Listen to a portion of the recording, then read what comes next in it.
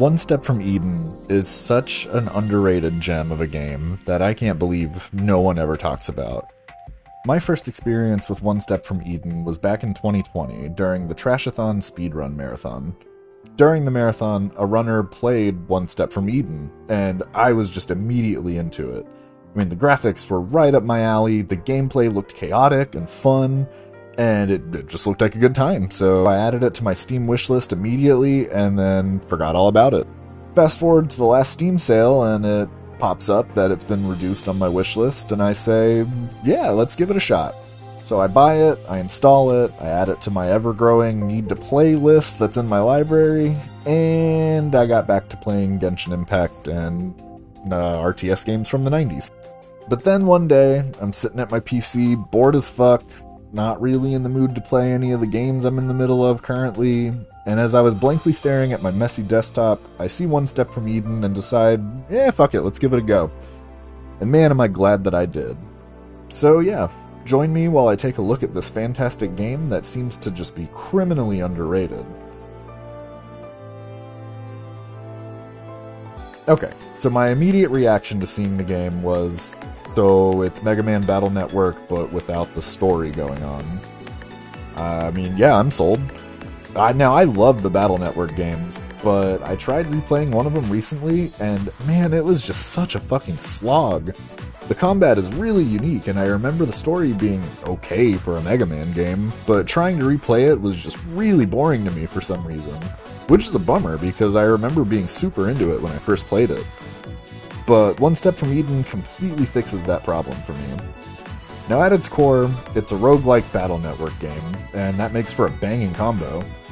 Now, I understand a lot of people dislike the roguelike genre, and I kinda get it. Gaming is usually all about progression. You want forward momentum to keep you interested in playing, and having a progression system rewards you for your time spent playing. I don't grind away at level up materials and fucking Arknights just because I'm an otaku that likes waifus. I do it so my characters can level up and I can progress the story. There's a reward at the end of that grind, and it's more content and more gacha pulls. Okay, maybe a gacha game isn't the best example, and I could honestly go on a tangent in a whole other video about that, but you get the picture.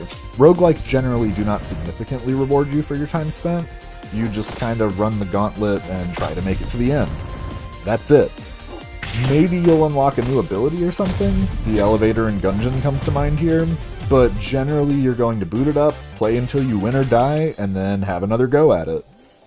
Even with Gungeon, I mean fuck, the elevator, I'm a baby at that game, and it's better for me to run every floor and get as many guns and power-ups as possible to give me a fighting chance. Skipping floors is technically a progression system, kind of, but it also handicaps you in the long run. Now, One Step from Eden is the same as most roguelikes. You boot it up, press play, and you're immediately in battle. Cool, so let's take a look at the battles. The battles take place on a 4x8 grid as opposed to Battle Network's 3x6 grid. You can freely move around inside your 4x4 space, you have a basic attack that is different with each character you unlock, and a deck of ability cards that are your spells, essentially. Basic attacks are free to use, and your abilities spend mana. Mana replenishes slowly over time, and as you make it further, you can obtain upgrades that replenish it faster or increase the cap for how much you have. So again, the core gameplay is really simple. Dodge attacks, kill the enemy, move on to the next round, rinse and repeat. It acts the same as many other roguelikes in the sense that your first run is probably going to be awful. You probably won't make it that far on your first run, but you'll begin to slowly understand the mechanics and the abilities, and your next run will probably be just a little bit better. Your next run, you might start to make it a bit further, and you'll start to understand what more of the terms on the abilities mean. The run after that, you'll notice that your eyes are figuring out where they need to be looking at the screen in order to optimize your dodging and to land specific hits with specific abilities. I mean, hell, you might even make it through a few worlds. To me, that is the progression system in a roguelike. I may not be unlocking permanent armor that makes the game easier on my next run, but my understanding of the game and my actual skill at the game is improving with every new run. You are progressing as a skilled player, and the game is not just throwing better equipment at you in an attempt to quench your power fantasy. Roguelikes are the literal embodiment of get good. Now, the battles in One Step are like playing a bullet hell with a really weird perspective, and I absolutely love it. You have to constantly be in big brain mode while planning ahead on the fly for where attacks might be coming from, what tiles your opponents might be on next, what abilities are currently in your deck, and what the range of your current abilities are. It is chaotic as hell at first, but man, when it all clicks, it is really satisfying to just destroy battles. So the game is challenging and fun. What else is good about it? So obviously the graphics are in a 16-bit style, which, to be fair, is incredibly common for indie titles, but I'm actually really impressed with them here. The animations are really fluid, there's a really good color range going on at all times without it looking too busy, and it's just really appealing to look at overall. Now, to be fair, I'm not huge on graphics and they don't really make or break games for me. I mean, some of my absolute favorite games look like hot garbage. But I always appreciate indie games that look like some actual time and care went into the graphics and animations. Another huge positive for this game is the music. I mean, oh man, the music in this game is just phenomenal. I could make a whole video on video game music, but thankfully I don't have to because Nakey Jakey already did, so just go watch his take on it. But dude, this OST is just so pretty. Like, damn, it just hits me in all the right places for this type of game. Like, listen to the menu music here.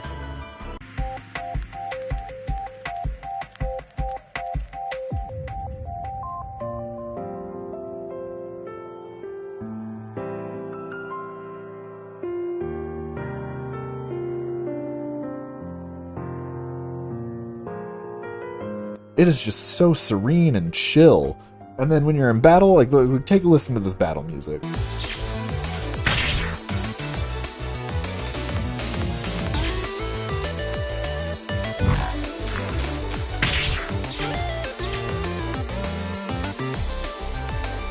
They're just, the battles are just so bombastic and energized without being too busy. It's just really fucking great, and it fits the tone of the game absolutely perfectly.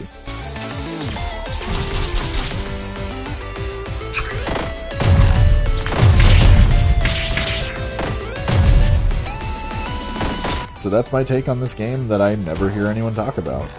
I couldn't recommend this game more to fans of the genre, or just to people who want a game that they can pick up and play without feeling like you have to dedicate the next 3 hours of your life to your PC. Yeah, definitely pick it up if you haven't already. It's very much worth the $19.99 price tag, or just do what I did and throw it in your Steam wishlist until it goes on sale. I think I got it for like $5 or $10, and it's well worth that. Thanks for listening to me rant about dumb shit. I'm super new to making videos like this, or just videos in general, but I had a really good time writing this and editing the video, so I'm definitely going to try to make more in the future. Let me know in the comments, what is your opinion on roguelikes? How do you feel about One Step from Eden? Are there any hidden gems that you want to see me cover? Let me know, and I probably won't completely ignore you. And hey, I stream on Twitch sometimes, and I'm currently playing One Step from Eden on there, so if you want to watch me get completely destroyed, pop in and say hi. Link in the description. Thanks again for watching, and I'll see you next time.